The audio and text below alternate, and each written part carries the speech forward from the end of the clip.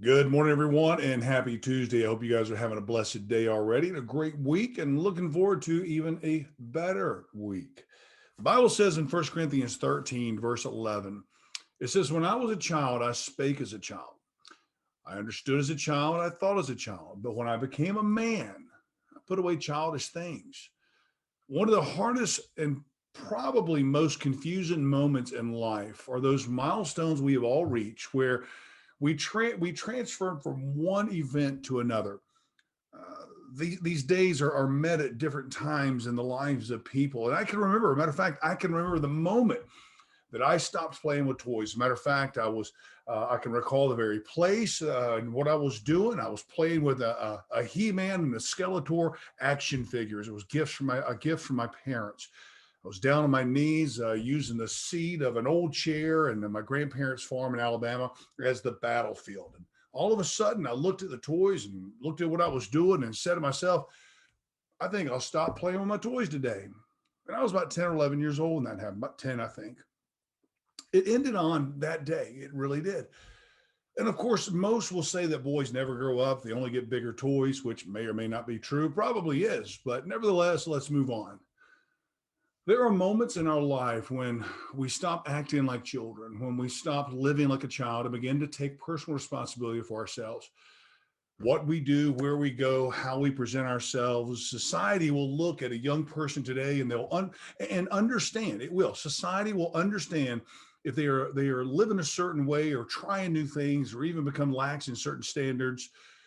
They'll look at those with a bit of understanding. This doesn't make it right, especially in the eyes of God, but as a whole, most people understand the immaturity in actions, thoughts, words, and reflections of a young person. But there comes a time, beloved, when childish things must be put away and adulthood embraced. Again, I said before, this comes at different ages for many. But people have to look at the big picture of what foundation they are laying now in order to build properly for the future. The truth is, if the foundation is off now, the building will be skewed in its development. This is neither safe nor fundamentally sound. Now, there are opportunities to reset the foundation. We understand that, to square up the blocks of life that we are building upon. However, it is rarely found to be as sure or as solid as the foundation would have been if it would have been built according to the tried and tested blueprints of life from the beginning.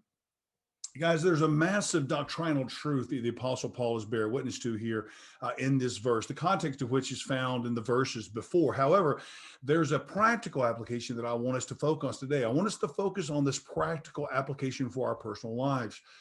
Think how a child acts. Just think about it. Now, yes, children for the most part are sweet. I, for one, would love to have my four children back at the ages of 10, 9, 7, and 6, by all means, not because of what they are today, but to simply relive those moments that really and truly went by too fast.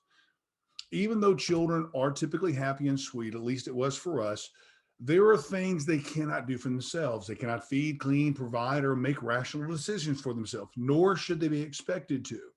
Children bicker and argue about things such as toys and time and what seat they're going to have at the table. None of these things are bad in a 6-year-old. But beloved, there comes a time when childish ways, childish thinkings, and reaction must be put away. Personal responsibility must be enacted. Sacrifice will become part of life now in order to provide for a bountiful future. Otherwise, people will find themselves in their 20s and 30s doing the same things they were doing back in their teens, building a structure upon a faulty foundation, which may have a few degrees off the mark initially, but as the building begins to rise, the angle will increase to a position where it will eventually fall. Beloved, there's time. There is a time to turn back, measure the foundation that we are building upon, make the needed adjustments, and shore them up and make sure they are square. The truth is, there will be marks upon the base where corrections have been made, scars of immaturity and ill choices, but those scars, which yes, could have been avoided, are much better than continuing in a childish way of thinking, resulting in the foundation which will only end in detriment when continued to be built thereupon. Paul said, when I was a child, I spake as a child, I understood as a child, I thought as a child. We read in the book of Proverbs concerning the simple ones and the scorners who refuse the admonition and the instruction of the Lord. The results are Proverbs 127, when your fear cometh as a desolation, and your destruction cometh as a whirlwind, when distress and anguish cometh upon you. Guys, that is what the results for those who refuse the instructions and depart not from a childlike mindset, which will eventually end in turmoil.